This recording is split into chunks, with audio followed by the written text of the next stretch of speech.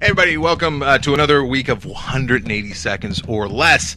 Might be less this week. Got a new timer, got a new clock, little owl. Not because, don't try and read too much into it. It's not because I'm suggesting this knowledge, all owls are knowledge. No, I'm just saying. You like the color red, maybe? I thought it was cute. Cute. So what I do is we start it right here. It's right around 3 minutes. My old clock was not working. All right, when this thing goes off, we are done. We're talking about the Neon Demon. The Neon Demon.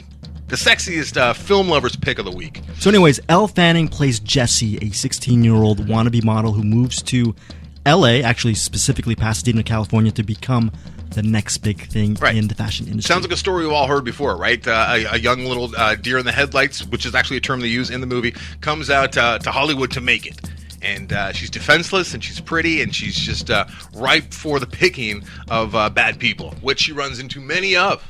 You know, she could be an overnight sensation. The only problem is, like Anderson said, there are some possibly bad people along the way. Keanu Reeves plays the creepiest. Might be the highlight for me was Keanu Reeves. Really? I loved his character. I wanted more Keanu Reeves. I wanted more of Jenna Malone, who plays a makeup artist who is supposedly Jessie's best friend, or maybe not. And the way that a lot of Hollywood type of ladies are best friends, they are best friends. Which she's not trustworthy. And Bella Heathcote and Abby Lee, they play the models who are very talented but very competitive with Jessie as well. So Jessie has her hands full with a lot of maybe snakes in the grass. This is a movie that, if you see it, you will never forget. I and Greg both like it more after seeing it. Neither one of us loved it once we walked out. I still continue to think that it has many problems. As we say, we spent 15 minutes talking about it on CinemAddicts this week. I think like 20 to 25 minutes. We spent a long time talking about it, but my issue with it is it was all style, very little form, especially when it came to the story. I wish the story was a little more accessible.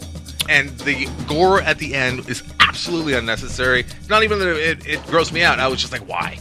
Why? Yeah, I mean, I think the movie had pacing issues, but overall there are moments in the movie that will stay with me for years on end. I came out of it sort of not liking it, and now to me it's a 4-star film. I really love this movie. A Nicholas Winding Refn movie through and through. He's working on the same level as Jonathan Glazer and Darren Aronofsky and David Lynch to a lesser extent. Like you were saying, Anderson, it's a very polarizing film. You're either going to love it or hate it.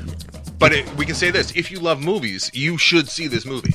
It is very violent, though. There are some unnecessarily moments. so. And I have a theory to that. I explore it. We both explore it a little bit on CinemAddicts this week. We go on and on about this movie without giving anything away. I think that actually you'd be better served to go in watching this movie after you actually hear us. I'm not just trying to get you to go over and listen to it. I think that if you were to hear our discussion, it would actually benefit you in watching this movie. So if you have a chance, you listen to our show. We also over there hit. I thought we were going to run out of time. We're also hitting Hunt for the Wilderpeople, which is a really cool film straight out of New Zealand. And we're also what else are we covering?